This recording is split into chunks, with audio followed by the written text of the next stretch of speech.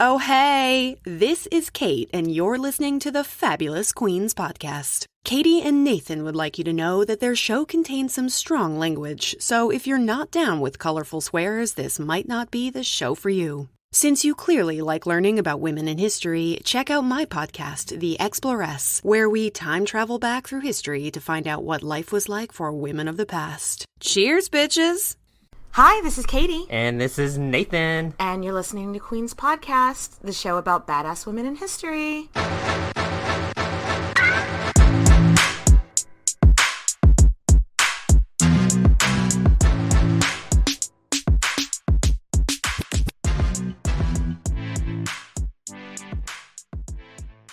Oh my gosh. Katherine the Great, part 3. It's going to be a 4-part series. Yeah, this bitch is extra in all of the right ways. Extra. Read all about her. Yes, indeed. This life is just, oh my gosh. I'm so excited to get into this next chapter. How about you, Nathan? I am ready for this bananas story. I'm so stoked. And I love that you're still rocking your fuzzy Russian hat. I love how committed you are to it. Because it's fierce and fabulous and floofy. It is the 3 Fs. It definitely is. F cube, bitch. Before we get started, though, we got some Patreon shout-outs. Hooty hoo! So, shout out to Helen, Leisha, Kayla, and Caroline. Also, shout outs to Amber, Helena. I have a friend whose child's name is Helena and spelled The like same that. way. So Helena maybe or it's Helena. Yeah. So, you got a little extra airtime there. Ashley, Hannah, Clayton, Sam, and Savannah. Ooh, that rhymed. I like that line. And today we're actually taking a break from our Moscow Mule, which was the cocktail, because we're recording this on Easter, so we decided mimosas felt a little bit more like the season. So cheers. So where did we leave off? So Catherine's husband, Peter, has abdicated the throne, and Catherine is now the Empress of Russia on her lonesome. Yes! So though some people were like, is she gonna rule in the name of her son until he's old enough? And they're like, Everyone was like, shruggy emoji. Let's see what happens. So I don't think she really, though, had any intention of actually letting him rule when he came of age. No. Catherine had no intention in just being a regent for her son, which, she was, this shit is mine now. Absolutely. About 2 days after the coup, Catherine returns to St. Petersburg, still dressed in the military costume that we last saw her in. She is committed to this bit. I am living for it, honestly. I love it. So she rides in on her white horse, looking extra in her military costume, and the people of St. Petersburg are into it. They are they love the spectacle. They love the show. They're ringing the church bells. People were cheering in the streets. I'd say that's a warm welcome. I'd say that's a good start. Yeah, it's like the crowd went wild. But within 1 week of her coup, we already have the first scandal. Guys, we're literally, we're not shitting you when we say this woman's life is crazy. 1 week. Never a dull moment. Yeah, right? And of course, it's about our lovely piece of shit friend, Peter. POS Peter. So after he abdicated the throne, Peter was taken prisoner and taken to one of those palaces where he was guarded by some of Catherine's dudes in her inner circle. Yeah, it was kind of like when we talked about, Mary, Queen of Scots, when she was taken prisoner. He wasn't thrown in a jail.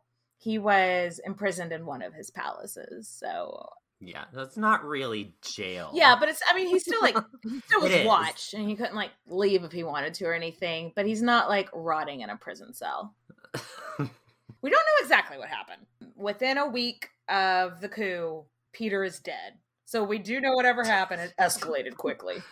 Yeah, I was about to say, wait, hold up, He hold did. up. But pump the brake. So Catherine's dudes wrote her a letter to tell her of Peter's death. And in there telling the story, they said that Peter apparently got too drunk one night since he was, still allowed to have a liquor And he cabinet loved in getting too prison. drunk. It was kind of his Yeah. thing. So drunk ass Peter and one of the guards got into an argument that turned into a fist fight. And they said before they could stop the fight, Peter was dead. Like I say, he'd be I dead. feel like something is missing in that story. Yeah. Like, how do you go from fist fight to dead? I mean, maybe the guard that he got in the fight with was big old dude. I don't know. Peter wasn't. Seems awfully suspicious, though. It seems suspicious. Yes. Yes. I love it. It seems suspicious. Yes. But it seems very convenient for Katherine, doesn't it? I mean, if there's one thing we've learned of these like cutthroat courts all throughout history is if you've got a contender that's alive, it's a problem for you. Oh, fuck yeah. Like you can have an uprising in their name and like without that person even like consenting to it. Yeah. Yeah. So we'll never actually know what happened, but it looks fishy.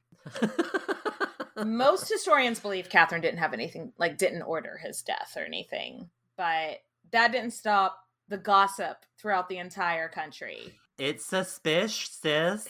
The gossip ran like wildfire. Just like, hey. The most popular rumor was that Katherine ordered the death by having Peter's throat slit in his sleep. Oh, no, that's the one that I thought, like, she probably, like, that's the one that I grew up thinking probably happened, was that she had slit his throat. Like, I believed that. And I was like, no, she might have not actually killed him.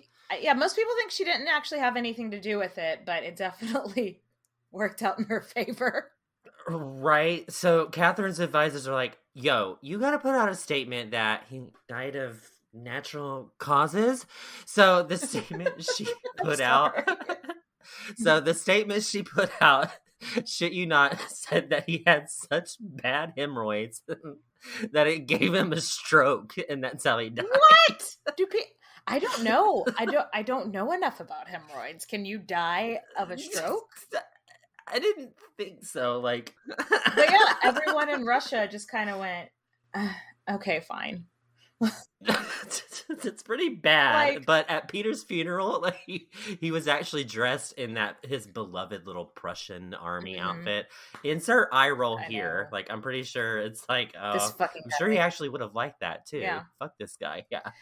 But in his little army outfit, he had, what do they call it? A cravat? Is that how you say it? Like the little necktie, poofy necktie thing? Yeah, a cravat. About? He had one of those that like was so big that it went all the way up to his chin. So you couldn't see his neck. Oh, Shady Lady University's calling. They might have a scholarship. But yeah, so that didn't help anything. Maybe the guards did strangle him, Maybe they just thought this will make Katherine happy and strangled him or cut his throat. We're just never gonna know. There's so many possibilities. Yeah, but needless to say, her reputation in Europe is not getting off to a really good start. So all these diplomats and rulers are like, she's kind of, sort of resembling Ivan the Terrible, which it's in the name. He's a bad dude. Yeah. Period.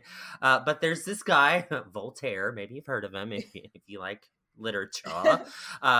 He was the face of the Enlightenment movement that was going on in Western Europe, and he stood up for her. So that was really big on her side. She had him on her side, which is really big for her.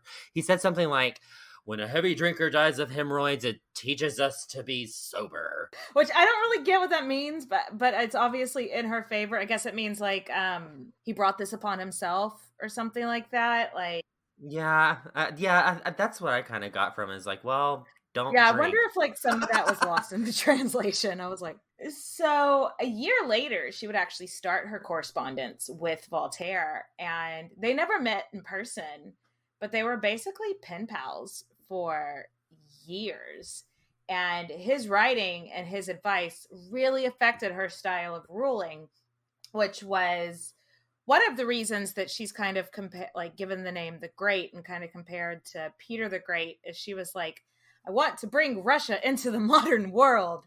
And Voltaire had a lot to do with that.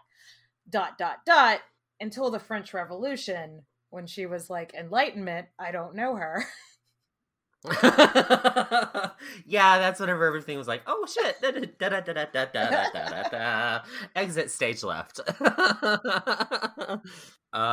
Let's talk about her coronation. Yes. OMG, I'm seeing like flash bulbs from cameras going off. Like, she is glamorous. It is to do, honey. Everybody's there. Took place on September 22nd, 1762. So Katherine is about 33 years old. That's pretty young to have already gone through everything she's gone through and started a military coup and just been like... Yeah. I mean, we have to think about it. She's not Russian. Like, she's not... Like, Peter the Great had made it to where daughters... Like, it wasn't just your oldest son inherits. You could appoint an inherit. It could be your daughters. It could be your youngest son, something like that. No one has appointed her. She is not in the Russian royal family. She's self-appointed. She is self-appointed. And everyone has just sort of gone, well, she seems like the most competent, so fine. So to have the balls and everything and the self-confidence to do that by the age of 33, just... that's just mind-boggling to me. What do you think? I know. It's crazy to think about how she's basically a foreigner that comes in and rules the country. Like, and it's like, I'm going to take the throne now. And they're like, cool, you seem awesome. Like, yeah. Love ya. Like, nobody had any problems. And guess what? She did a really fucking good job. There's some areas of shade that we would like no to one's gloss perfect. over. We'll get to that. But let's get back to her coronation. So it lasted 4 fucking hours. Well, so did her whenever she like switched religions. Her religious ceremony that time lasted 4 hours too. So I guess they're just real in to real long ceremonies. I know. It does not appeal to me. And she had a crown for this occasion. And y'all. It's called the Imperial Crown of Russia. Stop real quick and Google it. We will wait. All right, you've looked it up? You've seen it? It is gorgeous. It is like teetering on gaudy, though. Oh, for sure. It's got like that diamonds everywhere. It looks like it's opening up and there's like that blood red underneath it. Oh, it's gorgeous. Yeah, it's 2 spheres that are opened up over red like velvet or whatever on the bottom. And the 2 spheres, there's some symbolism there. I can't remember. Maybe it's supposed to represent like the 2 halves of Russia or like the future and the past of Russia. But there's like symbolism there. 5,000 diamonds. I think that's a slight exaggeration. I think it was like 4,975 diamonds. Oh, Katie, you are not historically accurate. I'm going to speak to your manager. That is so many diamonds. Yeah, and did it have like 75 pearls on it? So it's not just diamonds, honey. We've got pearls here too. It weighed 9 pounds. Oh, God. Whole new meaning to heavy is the head that wears the crown. I'm just imagining, like, whenever she gets back home and she's got the crown on, she turns on the radio and it's like, my neck, my back. Everything super hurts. Yes. Well, luckily she didn't wear the crown the entire 4 hours. It was just like the last part of the ceremony when they put it on her. This crown was worn by every Russian monarch at their coronation until the last Tsar. So it's badass. Yes, it was a big fucking deal. I could talk about this crown a lot longer. I won't. Google it. You're welcome. It's gender neutral too, obviously. It's gender neutral. Yes, gender absolutely. Neutral. Everybody loves 5,000 diamonds. Diamonds are not just a girl's best friend. But yeah, so coronation's a big deal is what we're getting at. Katherine also used this time to hand out gifts. We kind of talked a little bit before how gift giving was a big part of Russian court. She used this as a reason to give out gifts to her favorites and the people that she owed her takeover to. She gave her lover, Orloff, 50,000 rubles or rupals. She gave both of his brothers a big compensation like that too. And then she gave every single soldier that participated on her part of the coup half a year's salary as a bonus. Holy shit! I still can't get the image of Orloff getting 50,000 rupees in my head. You better work. You better work. You better work. 50,000 times. She also made a public announcement that she was not going to retaliate against anyone who supported Peter, which I really think was a good move to kind of smooth everything over. And giving the money to the soldiers. Because again, like the military, the troops are such a big deal in Russian culture. And then like pardoning everybody. I think that is such a way that she's showing people like, I don't care about the past. I want to make Russia strong. Yeah. Let's move forward together as a united. You know what I'm saying? Yeah, she's showing mercy to people that didn't like her, you know, and that's a really good quality in a leader. So things are looking good, but Katherine does have one big problem, which I think a lot of people do. Money. What was her problem with the money? She doesn't have any money. That's her problem. Yeah, she ran out. She's at the bar trying to get drinks from all the other countries. Can you put this on Poland's tab? Thanks.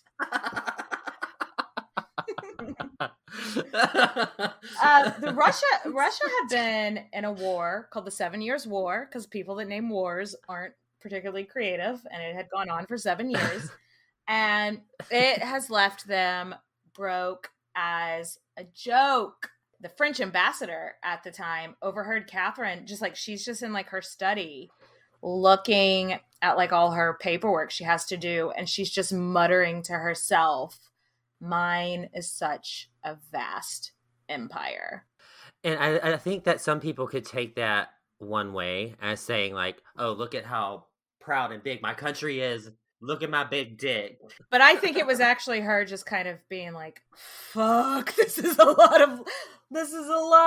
How much did I take on? Oh. Yeah, I agree with that. Like, I definitely agree with that interpretation of that. I really love this about her. She wanted her hands in every pot. Like, she wanted to be involved in everything. Well, I mean, she's the fucking monarch of Russia, so she kind of should be hands-on. I love that too, because it wasn't a precedent set by the people that came before her. Like, there were these daily reports that they brought the monarch her team would do. And she was like, well, I want the full reports brought to me every morning. And they were like, oh, well, like with Elizabeth, we just brought her like the highlights of the reports. We read them and then we just brought her the highlights. And I don't fucking know what they did with Peter. I don't think Peter cared about the reports. He was playing with his toy soldiers and drinking. And Katherine was like, I don't really care what other people did. I want to read every single word of these reports. And her dudes were like, they're really long. She's like, just bring up, like, stop questioning it. She was a reader anyway. Like, she was an avid reader, but she also became heavily involved in the Senate. So like the Senate in Russia didn't actually pass the laws. That was what the monarch did. But they each represented parts of the country and figured out how to like implement the laws in those areas. It's kind of giving me almost America vibes. Yeah, but isn't our Senate like, don't they vote on if the laws pass or not? Yeah, these guys. Yeah, it's like halfway kind of there, but not. Like, it's like you have representation. At least you have representation. Russia was an autocracy, which means, the monarchy made the final decision on everything. But they did have power to be like, help sway the person, but couldn't actually vote on it. But yeah. One day, they're discussing this one region of Russia that's really, really rural. It becomes apparent to Katherine that nobody in the Senate or herself had ever been to this town. And so Katherine's kind of like, I'm not really familiar with that area. somebody, like, let's break out a map and see what we can kind of figure out. And everybody like looks around and goes, You had the map last, right? we totally have one of those.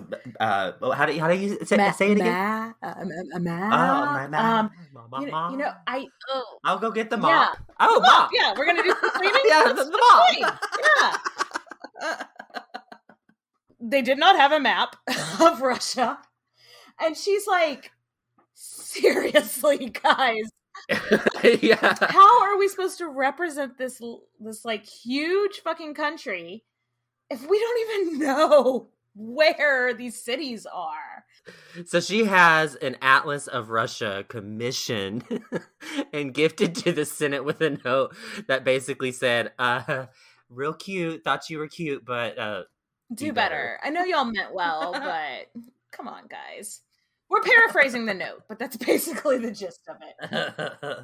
So the church. We've talked about a little bit the Orthodox Church in Russia. It was a big aspect of every life in Russians' day to day. So let's discuss Catherine's relationship with the Russian church because it's complicated. Yeah, whenever she went on Facebook and it's like her religion status. It's complicated. So during Peter's reign, he had taken away all the churches, like many, many lands, and made them taxable. So they used to be tax exempt, like they are tax exempt nowadays in our country, which we won't get into. It's fine. No, but they weren't paying taxes on it, and now they are. So Katherine has always been this pious, religious. No, she has appeared to be. Like, that's her game that she plays. Very, very good point there, Katie. So they expected her to, like, immediately reverse this tax exempt status, give them back their tax exempt status. Did not happen. Yeah, we know in our heart that Katherine doesn't really care about religion. She's just always played the part because it wins her love and she's smart. But she thought it was actually criminal that the church had so much land and paid no taxes on it when people are going without because the country is broke, Yeah, and they just dropped $100,000 on some piece of property. Yeah. So this is her first major crossroads because she knows that she needs, like, if the church turns on her, the people could turn on her. And she's really early in her reign that is already kind of questionable. So it's a sticky situation for her. She was like, it was a real crisis of conscience for her because she's like, there is so much we could do for this country if they were just paying regular tax rates on all this land they owned. We could educate and feed the poor. We could build roads that you can actually travel on in the winter. Could do things that they were doing in Western Europe, basically, like expanding your country. And I mean, I think it's only natural to look and be like, nobody has any money here. And then you look at the church and then there's like this big money bag. Yes. It's like, wait a second here, honey. We don't have any money. We need Yes. And you're not doing anything. Giving Yes, back. Exactly. And also the church had a bunch of serfs. Surf's up! I love how we do this jokingly. Serfs are basically fucking slaves. They're slaves.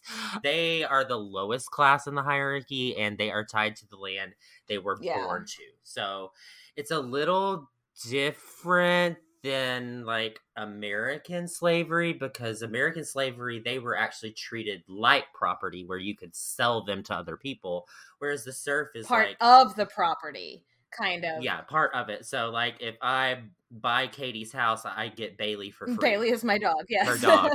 I guess it's slightly better than like they're both shitty, so I don't want to say one is better. but like Yeah, in it's American awful. slavery, you hear about like families getting sold apart a lot. That didn't really Ugh. happen with serfdom because you were tied to the land, so the family more or less stayed together. Though I think there were exceptions to that. They're both horrible because like the person that It's slavery. it's slavery, and the person that it's owned the land could still kill their serfs if they fucking felt like it most of the time. So yes, wow. Okay, this is making me sick. the church owned a bunch of serfs because they owned a bunch of land. So again, they've got all this property that they're not paying taxes on, and they don't necessarily have to treat those serfs well. Catherine has a problem with all of this. She's embarrassed that Russia even still has serfs. She's in the Enlightenment era, you know, like that's her jam. I think serfdom is a really good point to look at, like when we talk about how Russia was so far behind all of their contemporaries. England, for example, abolished serfdom in the 1500s. We're talking like 200 and almost 250 years, basically. About 250 years later, and Russia, something like 85% of the Russian population were serfs. Holy moly. Right? That's so sad. This is a huge embarrassment for her. She does want to abolish serfdom, but also, like, how do you do that without completely tanking? Do you see that, like, dilemma Yeah, there? I see it. So the church and the serfs are literally the two big things early on in Catherine's rule that she wants to change. But the serfs and the church, The serfs in the church. there are two things that are like ingrained in Russian culture. And she needs the church and the aristocrats who, you know, own all the land, thereby owning all of the serfs, to be on her side. So, you know, she's still kind of new, not trying to push any buttons, get in the way of anybody. Doesn't really have a good claim to the throne. Don't step on any toes. So her solution, let's make the church kind of like the military. It's like a branch of the government now, and it's like on the government payroll. So all the lands and all the serfs now belong to the government, and we allow you to use them. They're granted to you, just like we grant the military land to practice military on. But you pay taxes on it, and you pay taxes on your serfs. And all the priests and whatnot now all get their paychecks from the government, and they can like regulate that. And hopefully it takes out some of the corruption in the church too. Yeah, so she's trying to basically kill two birds with one stone, in a sense. Like, that's what I'm kind of getting. And also, they have a new rule. The church now has to help educating the lower classes. They have to offer, like, school. Oh my gosh, education. Educating people is a good thing? What? Oh I mean, God. I don't think she was expecting the church to, like, offer like Ivy League education to the poor people, but basically teaching them, like, you know, the world is the earth is round and here is your alphabet. Yeah, this is one of the reasons why I'm not like a middle school teacher, but these kids are dumbasses. These kids are dumb. They're like, and they need we should say, because there's a difference between dumb and uneducated. Yeah, it's uneducated. These kids are very, very uneducated.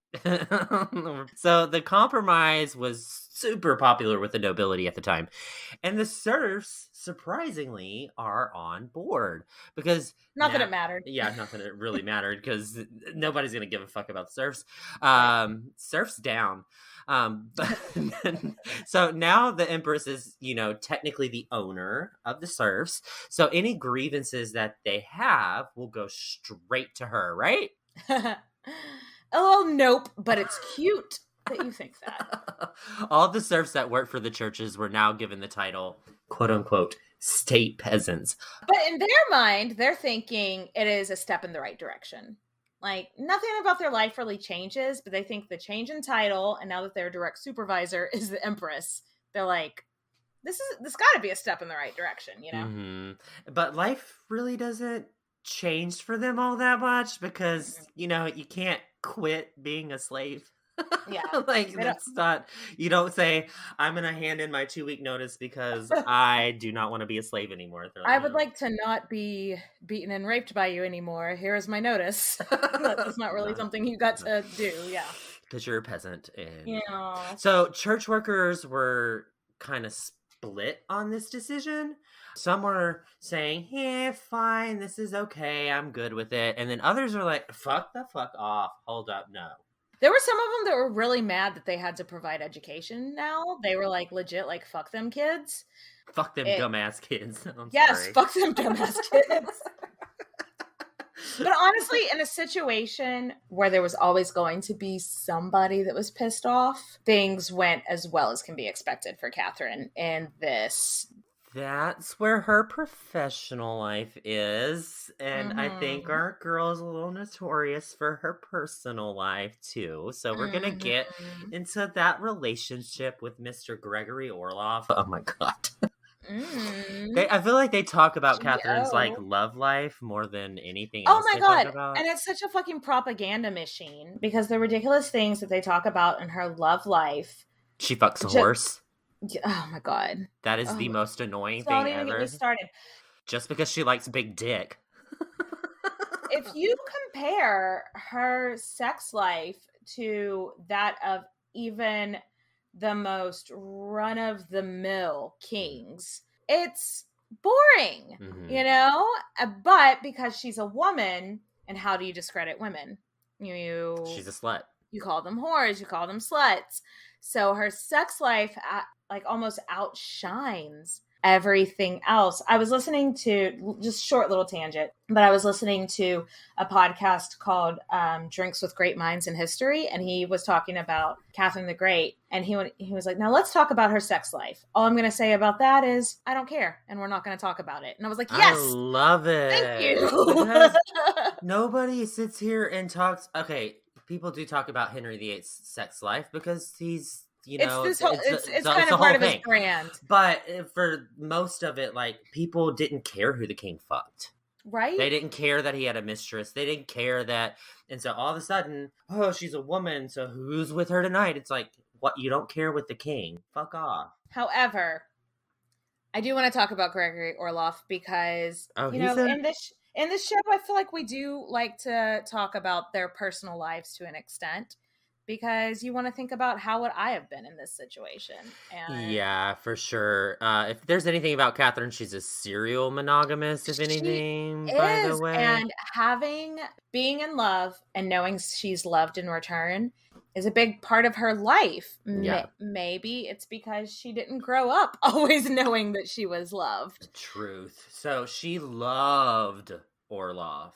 Loved him. And not a lot of people did, probably including Queen's podcast. He is one of those this fucking guys. Yes.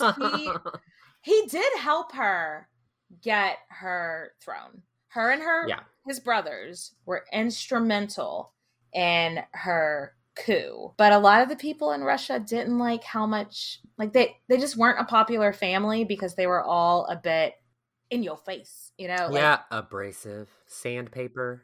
And they didn't care what anybody thought about them. And it just... Yeah, if you're sitting there around there bragging about how close you are with the Empress and how much shit you can get done and it's all going to be because of me, that's not... People are going to be like, yo, you're an asshole. Like, I mean, that's really the moral of the story. And while, we do believe that she loved him for... pretty much their 13 years together, I don't think she was ever serious about it. Like, she was not gonna be Beyonce and put a ring on it. Well, like, she would later say that if he would have just, spoiler alert, been faithful to her, she would have happily been with him for the rest of her life. But a woman in that position, you're not going to gain anything by getting married again. And Orloff hated that they weren't married. She was just a bit like, whoa, why do you need that? Like, is it just because you want my power? You know what I mean? That is exactly what it is. She even made him a count, bought him a mansion. So, I mean, even though it didn't work out in the end for these two, don't feel fucking bad for this guy. the titles, the money, the prestige at court wasn't enough for him. He told her, I'm sick of being the male pompadour. Okay, wait, hold up.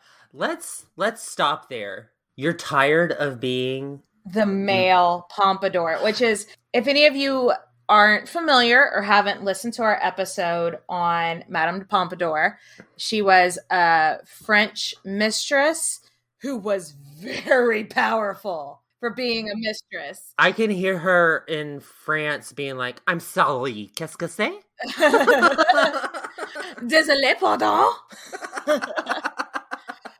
So I think it also just goes to show how little Orloff knew. Like, he was just trying to use a woman's name to make himself sound less powerful. Madame Pompadour had a lot of power. Yeah, you're actually giving yourself a compliment there, dude.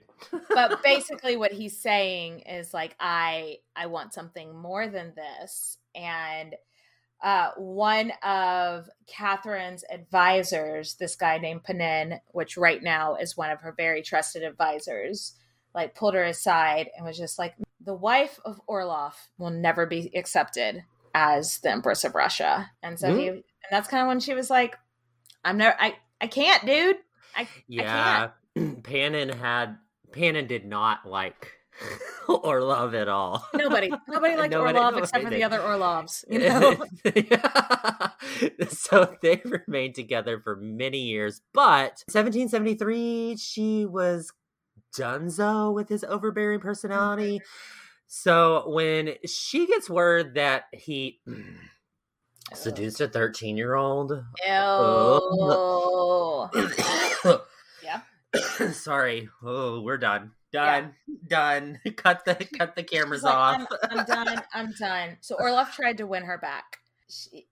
She had once heard about this diamond in India that was the largest diamond in the world. And so he found somebody to go steal it, and he bought it from them. And it still exists to this day. It's called the Orloff diamond. Yes. She took it. She said thank you. She put it in some crown jewels, but she still kicked him to the curb. I love this woman. She's like, thank you for the diamonds. It's giant. It's as big as my head. I love it. I read on that diamond, it's like, the way that they described it was like half of an eggshell. Like, so it looks like the diamond's so big, it's like half of an eggshell. Oh, wow. That's a fucking big ass diamond. I think they put it in like the scepter. Is that what it's called? Like the yeah, she put it in the scepter. I think it's still like because I don't think, unlike the French Revolution where they killed everything. They ruined all of the jewels. Yeah, so I think a lot of the stuff still survives after the Russian Revolution. So I believe the Orloff diamond is still like in circulation, or like at some kind of like where you can go see it in a museum. Are you really surprised that Queen's podcast knows about diamonds and where they are? So, okay, back to ruling the country. So we'll get back to this love life shit. Don't worry, but there's a lot going on in Russia that we got to cover. Yes. Catherine really wanted to get the thoughts of the Enlightenment going in Russia, which was proving a challenge.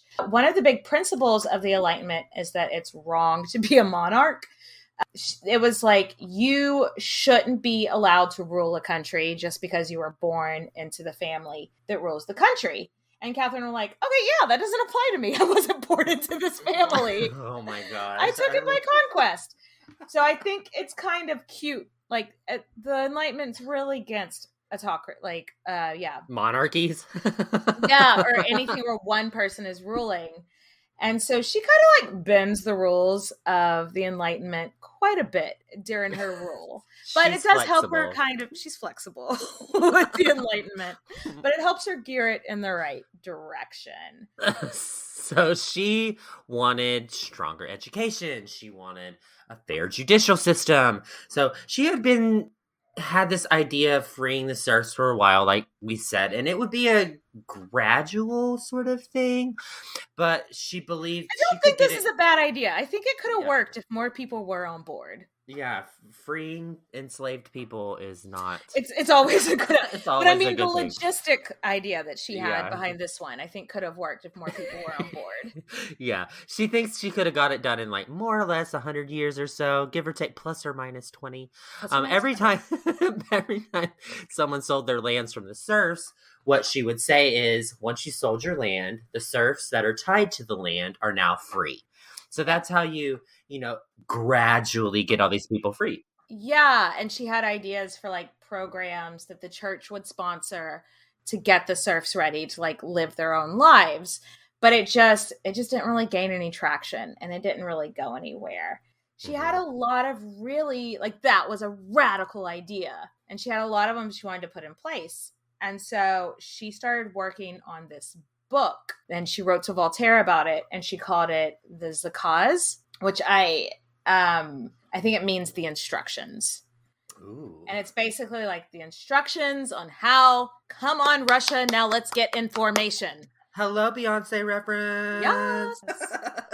But no, it was like she was trying to work out like a legal code for the country to get them going into like the modern era. Yeah. The Nakaz, I think this is funny. The Nakaz was so revolutionary that it was banned in France.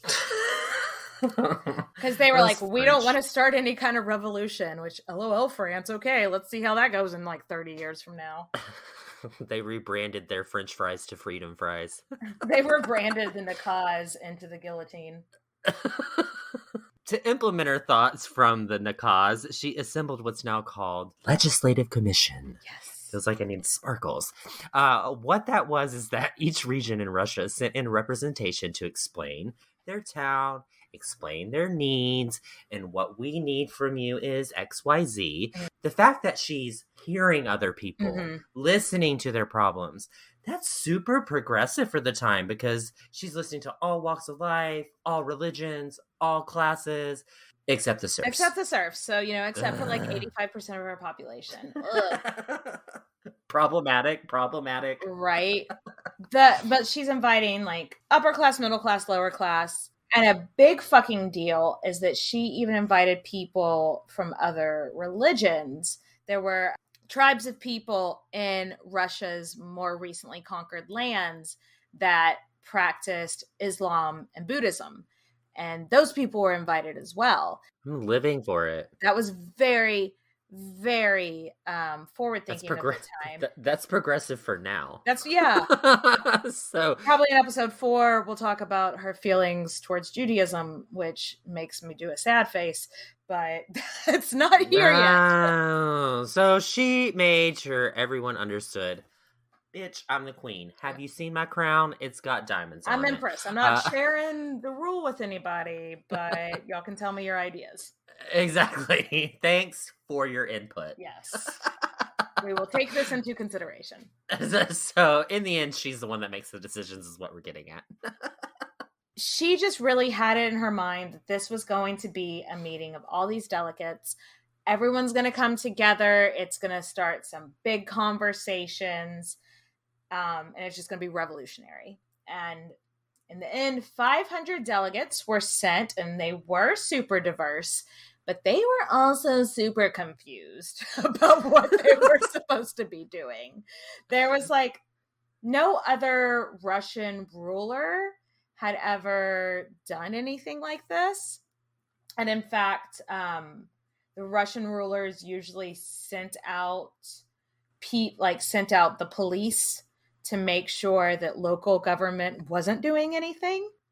So they're real skeptical is what you're getting at. They're suspicious. Yes. They're like, is this a trap? Are you going to kill us? I mean, I don't blame them because, Yeah. In the end, it was a bit of a clusterfuck, but the idea was great. So Katherine was like, maybe we'll try again next year.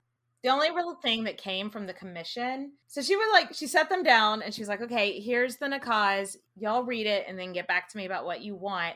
She went away. She comes back and they're like, we are voting on what to call you. And she's like, what to call me? What, have you come up with Queen, Empress, fabulous, beautiful, gorgeous, looks like Linda Evangelista. But that's not, she was like, no, you're supposed to be working on like laws and legislation. And they were like, no, we have not done that. We are working on what to call you. It just absolutely blew her mind. But at the end, they were like, we're going to call you Katherine the Great. And she was like, okay, that's not what you're here for, but I don't hate it.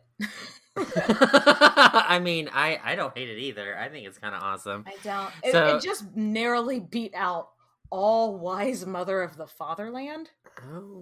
Okay, give it your Russian best effort. That sounds very Russian. It does. That sounds very Russian. The Great rolls off the tongue a little bit better. Yeah, so she's like, okay, well, that was a good first try. We'll try it again and be a little bit more productive next year. This year was just kind of a wash. That kind of took a back seat at this point, because the next year they were in a long, expensive war. War. Good God, y'all. What is it good for? Absolutely none. Yes. Say it again now. Exactly. Okay, we can go on again. That's a whole nother episode. That's a whole Queen's podcast sings hits of the 60s. The Russo-Turkish War was, it more or less went off and on for 400 years, so we're not going to get that deep into it. But the TLDR of the whole thing is that... Okay, wait. I read this and was like, what the fuck is that? TLDR means too long didn't read. I am ancient. My grandpa, and I had no idea what that meant. What the fuck does that mean? I'm so old. Basically, when Peter the Great was Tsar, he took some lands from like the Ottoman Empire and he was like, you're not going to miss these are mine now. And the Ottoman Empire was like, we do miss those very much, we would like them back. During this time, Russia was starting shit with Poland. You know how in our podcast we talk a lot about how England and France are always starting shit with each other? Poland, Russia, very similar kind of relationship. Yeah. And so Russia's starting shit with Poland, and while they were doing that, they kind of pushed in to the Ottoman Empire, and the Turks, as they're called, were the Turkish were always looking for reasons to start war with Russia. And since that war pushed in to the Ottoman Empire, they were like, cool, now we're going to start a war with you. Yeah, so basically it's like when Istanbul was Constantinople. Now it's Istanbul, not Constantinople. That's exactly what we're getting at. But this was a mistake for the Ottoman Empire to fuck with Russia at this time in history. Yeah. This Russo-Turkish War went on for 4 years, and the Russians kicked the Ottoman asses like at every single battle for 4 years. It was not a fun time to be in the Turkish army. Nope. But it did end up with Russia getting a shitload more land. Yeah. Hello. That's part of the reason why she's Katherine the Great. You got to get a shitload of land to be the Great. Yeah. And that land was extremely valuable because it gave direct access to that profitable trade route that I think everybody learned about whenever it was like the Silk Road and all that shit. I think it's the Black Sea, like their new land holdings, like gave them access to new water. And back then when they didn't have planes, shipments is what you wanted to be on. Shipments. Yes. Shipments. Yeah. Also so they're rocking, they got all this land that they've gained from the Ottoman Empire. They've got land they've gained in Poland, and Katherine has put one of her ex-lovers on the throne as king of Poland. It pays to be a fucker of Katherine the Great. It does. Every single one of her lovers, even if it didn't end well, she like gives them like this huge pension afterwards. And Poniatowski became king of Poland. So sign me up. I mean, I'd fuck a chick if I was king of Poland. Right? But honestly, this war was a bit of a turning point for Katherine because people are like, Damn, this chick is not fucking around. She's serious. Yeah. Yeah, and to add insult to injury, the Turkish forces, she really made them pay for everything. And, well, they started it. Yeah, you started it, and wars are expensive, so give me money. So now they've got all this more land, and she's getting all this debt. So everyone's like, okay, we think we kind of like this chick. She's got Russia's best interest and heart here. Like, yeah, it was a real turning point for her in the mind of a lot of people. Okay. So regardless of their military victories, this wasn't a great time in Russia. So there was a drought and a plague in 1771, and that on top of the cost of war that would go on for another 3 years, common people were really struggling. And Catherine was forced to put in higher taxes, and that hits the working class hard. Hello, we can all sympathize. And so Catherine made a move that really was not super cash money. She decided that the peasantry couldn't petition to her directly. So they were just too much. It was just too extra. There's so many complaints. Well, I mean, there's 85% of your population is peasants. So. And they had so many complaints that she was just like, no, that's enough. not super cash money. It was not the right decision. So like she puts like governors in place, and she's like, you make the complaint to them, and then they bring the complaint to me. All these people are just like, they just felt like, you don't give a fuck about us, do you? Yeah, it was super unpopular, and as a result, it resulted in yes. Yeah, that's what happens when you result in a peasants' revolution. They want a revolution. So the name of this revolution is called Pugachev, but it's spelled like Pugachev. And so every time uprising. Every time I research the Pugachev, because I'm gonna call it Pugachev, okay.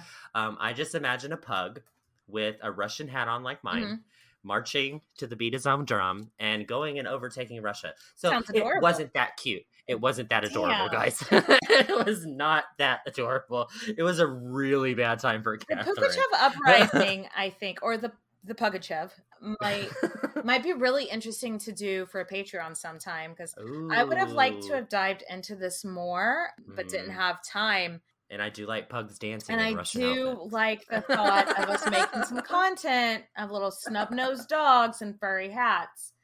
But no, it was like there had been a lot of peasant uprisings, which isn't surprising when you've got so many peasants. Like the wealth distribution in this country is just wackadoodle. But all the other ones have been really easy to like smack down. Yeah. This one put the fear of fucking God in Catherine. Yeah, she literally went and sent like her first general out to squash the whole thing. And they beheaded him. And so, yeah, that scared the fuck out of her, because she's like, oh my God, this like ragtag army of peasants with pitchforks and like rakes could get to my head general and behead him. Head general. Behead. Headless general. Oh, you did a funny. So Catherine's idea of enlightenment at this point, she's like, enlightenment, I was formerly like, who dis? Now I'm like, oh man, I kind of really feel bad about this, because these peasants are revolting, and that's kind of who I've been fighting for this entire time. The book that I read, I found this part really interesting, because I hadn't thought about it this way. It was like, she was like, enlightenment, who dat? But it said, when it really came down to it, Catherine sent in soldiers, not philosophers. Ooh. Yeah. My butthole just got clenched. Yes. This guy, Pugachev, the guy that the revolution's named after, was telling the peasants that he was Peter III. And that Peter III was never killed. He just escaped. And that's me. And I'm going to lead you all. And if everybody follows me and helps me overthrow my bitch of a wife, I'm going to be Tsar or Emperor. They didn't really use the term Tsar then. I'm going to be Emperor, and I'm going to make sure that all of you get 10,000 RuPauls. And everyone's like, woo! You better work. Come to work. Absolutely. Yeah, in the end, Catherine's forces squashed the uprising, but it got way, way bigger than it should have. And yeah, like we were saying, it really scared the fuck out of Catherine. So now that we've palate cleanser, talked about palate cleanser. Now that we've talked about her professional life, let's talk about her personal life. I feel like Delilah. Do you remember Delilah? Our non-American listeners or any of our listeners under 30 will not get that reference. Like, what the fuck? So, y'all, it's really hard to tell the story of Catherine's life, literally, because there's so much going on right now. All over the place. Like, things are, so much is happening at the same time in her life. So she kicked, Orlo Pasta to the curb. So Orlov's gone. She took up with this aristocratic dude who is super boning hot, but she described him as being the most boring man in Russia. I think we've all been there. Yeah. A very, very good looking person that you're just like, have you read a book?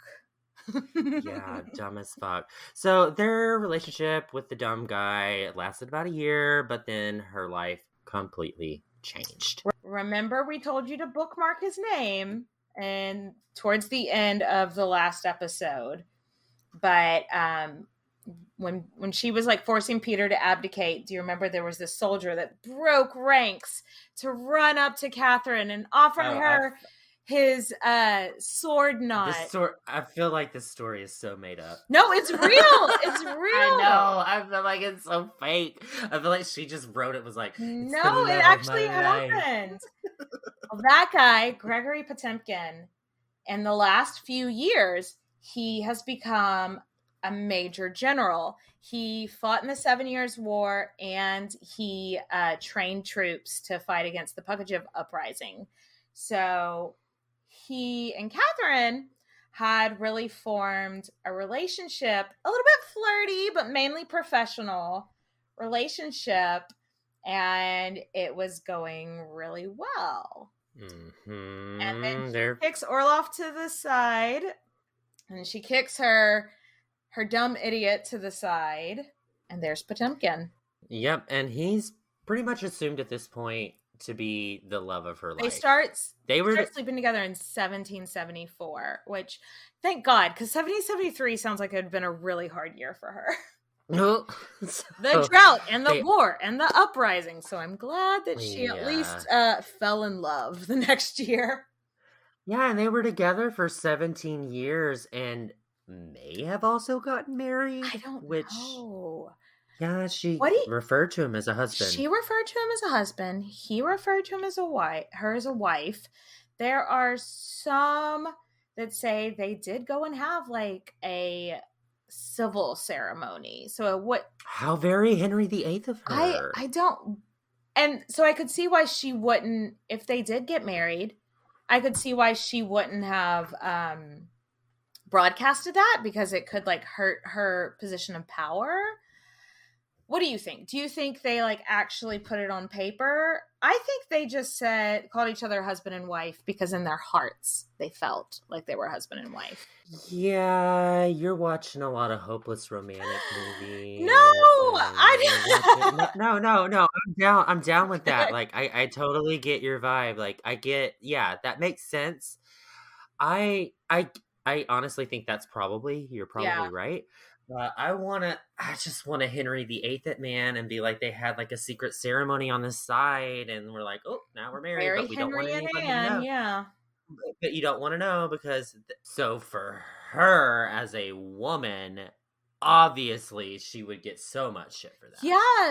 Yes. I mean, regardless though, their relationship was so passionate. Mm-hmm. Like, you are my passions. You are my passions. Oh my God. Potemkin was about 10 years younger than her. And she has this habit of going for younger guys, which, you know what? Like, I feel like well into like even towards her end of life, she's got like, she's a very energetic person. So maybe she just needs a younger dude to match that energy. I don't know. And how many fucking stories have we heard about 53-year-old men fucking 12-year-olds? Too many for comfort, Nathan. Exactly. So a guy 10 years her younger, this is refreshing. Yeah, she would have been about 45 now, so he's 35. So it's not like he's a child. Yeah, exactly. So get it, girl. Yeah. Also, he had only one eye. And this makes me love him even more. He lost it in a bar fight. Yeah. Some people, and I don't know, I couldn't tell if this was just salacious rumor or real life, but some people say that the Orloff brothers are the one that he got in the bar fight with when he lost his eye. Ooh, scandal on the cover of Russian Star magazine. Oh my God, this would be all over People magazine. Oh, flash, click, click, click. Yes. But even with his one eye, like I said, I think he's kind of super sexy. Like, I would find him sexy even with one eye. Fuck you. That's what contemporaries say. This dude just oozed sex. Like, he was just like charismatic and like just good looking and like rugged with the one eye. There was a rumor. This is one of the only like salacious rumors of her sex life that I'm even going to get into, because I was like, what? That she had a porcelain cast of his little Potemkin made. Oh, and by that you mean dick. Yes. Yes. I know it's 95% possible that it's false, but maybe that D was just so good that she had to get a cast of it, honey. Anyway. But it wasn't just a physical connection. Though the physical part wasn't that bad. Mentally, they challenged each other. He was the lover, her political advisor, her best friend, her head general. But yeah, it was so much more than just what was going on in the bedroom. Like, they connected on every single level. They fucked like crazy. They fought like crazy. They made policy together. They made military moves together. Everything they made love together. Yes. Just a lot of fucking and fighting and love. Yes. So, like many passionate relationships like that, there's also a little bit of jealousy. In fact, he got us so jealous of her past relationship that they got in this huge fight. And he accused her of sleeping with dozens of men, which is probably where some of these rumors started about her sex life. He accused her of sleeping with 15 men.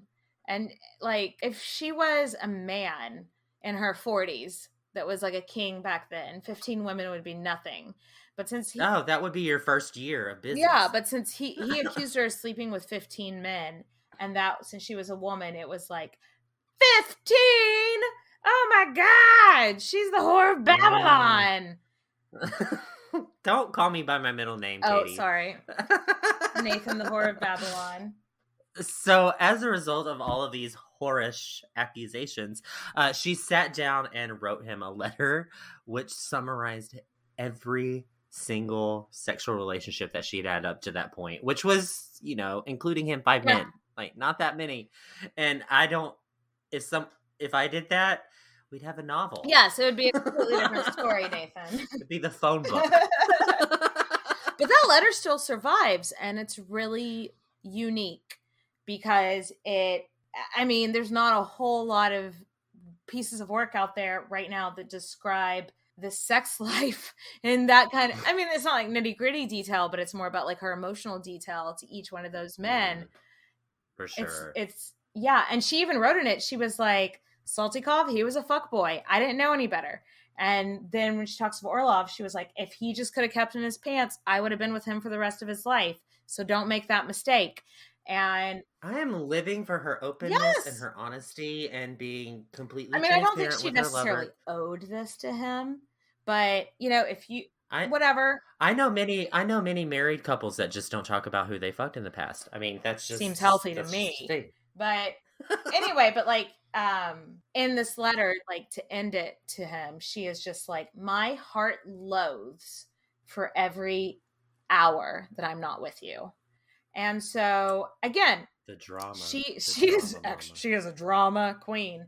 But it just goes to show our girl she needs love. She needs love in her life. She needs a man that loves her because she didn't get enough love in her childhood. And that's showbiz. And kid. that's showbiz.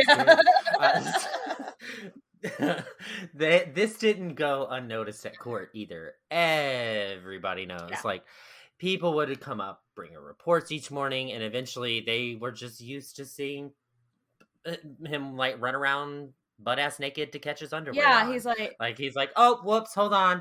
Yeah, he's like, oh, we weren't expecting you all so early, putting on his panties. Like, yeah, he was just always around. And after a few months, yeah, people are just like, all right, Potemkin, they just start treating them as co-rulers, basically.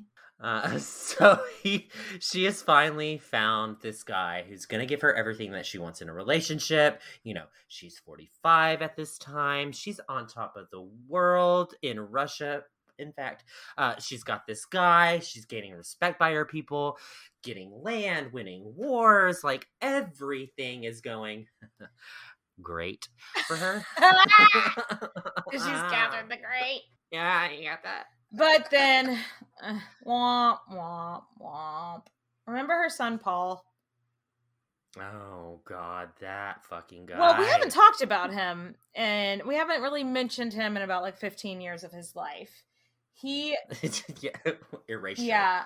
Well, he's easy to forget because Katherine was never allowed to be part of her children's lives, so they just don't really play a big part in her story. But he's like 20 years old. And now he's 20. Until he's an adult. And Catherine's like, I don't like him. I don't particularly care for him. He's exactly like Peter. Paul is exactly like Peter. He looks like Peter. It's like Judy and Liza, honey. Yes. He looks like Peter. He acts like Peter. He's not an intellectual. He's super into military drills from Prussia. But does he sing like Peter? No, but for real, he looks exactly like a spitting image of Paul. I honestly. Okay. What do we think? Katherine says that. What do we think? Because in Catherine's memoirs, she wrote, "I did not fuck that man." That is just like Bill Clinton saying that he did not have sexual relations with that woman. It's the same thing. She's saying I did not have sexual relations with that man. I think it's because she was embarrassed. But he was her husband. What do we think? Do we think she lied about that? Shady Lady University. You think so? The winner of the war writes the history. Okay. That's always been my tagline. And I feel like she won this PR battle, so she can say whatever the hell she wants about Peter the Third. Okay. You know? So she's like, I didn't fuck him. And everybody's like, okay, you didn't. But then her son turns out looking exactly like him. Mm-hmm. It's a very Mia Farrow, Woody Allen, Frank Sinatra type of situation going on. Ronan Farrow. Well, Mia's his mom. Oh yeah, because Ronan Farrow is supposed to be Woody Allen's son, but looks exactly like Frank Sinatra. It's one of those moments. Yeah, and so I have to agree, and I posted this on both our Instagram and our Twitter, and everybody on there also agrees that she was just like. Well, there were several reasons for her to try to say that Paul wasn't actually Peter's son. Because one, he has more right to the throne. And two, she would be embarrassed to say she ever slept with Peter because we've met him. He's embarrassing. But yeah, I think they must have banged once or twice. And even though Salty Cough was a fuckboy, it was less embarrassing to admit to hooking up with him. Yeah, for sure. So baby Paul doesn't particularly like his mother. He thinks that she killed his father. So obviously he has it in his head that, Catherine has no right to the throne. he's the rightful heir, and he's old enough to run this shit now. Yeah. He's in his 20s. Honey. It makes me think of, like, he idolizes his father so much, who he doesn't remember, and maybe if he actually knew him would be like, ugh. But he's surrounded by these people who are telling him, your father was a great man, because that's what he wants to hear, and your mother had him murdered. So there's this huge rift between them. Yeah, the two of them just never really had that chance to be close, to be honest. Well, he was swept away. She never got a chance, Katherine is, like, indifferent to him and Paul hating her. Paul wanted to have his court and start having, real ruling responsibilities, but Katherine saw him as a political opponent, obviously, and he needed to be taken out. And she kind of treated him that way as her own child. Yeah. He was a pawn. He was an opponent to be beaten. Russian politics. Not her this son. Is Russian politics. Yeah, it's really sad. Yeah, and what that thing, a lot of people are like, well, how can Katherine do to her child what was done to her? Yeah. Like how are you going to treat your kid the same way that you were treated? But she's got forces coming at her from every direction that she's already got to fight off. So she has to fight off her son too now. And she was so ingrained in the Russian culture anyway. Yeah. And so this has just been her upbringing. So I don't think she knew any better, to be honest with you. So people that hate on her for making this decision, I'm like, this is part of her training. Right?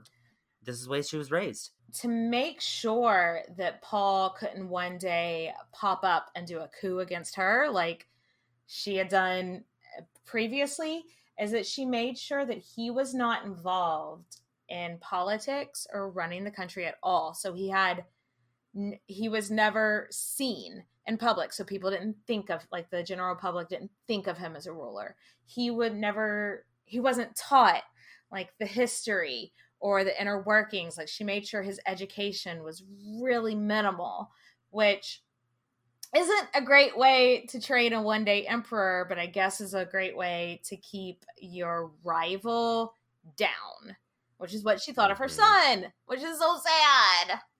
I know. It's so fucking sad. Like, he has kids, they sweep him away. Yes! She's guilty for that. Isn't that great? Like, just like Elizabeth had done to her, which had fucked her up so bad, as soon as Peter's children were born, she swept them away and raised them as her own.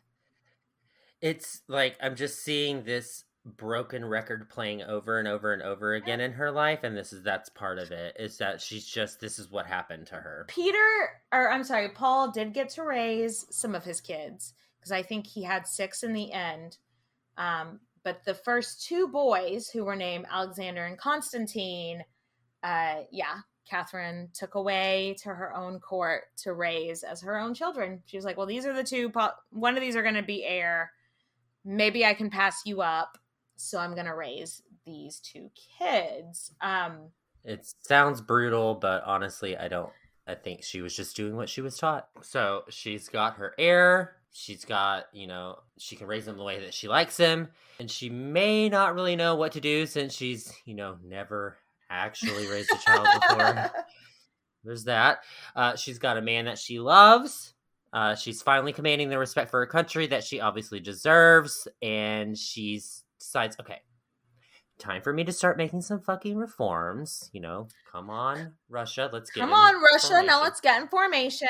I'm going to put some fucking reforms in place, and I'm an autocrat, so y'all can't actually fight me on this.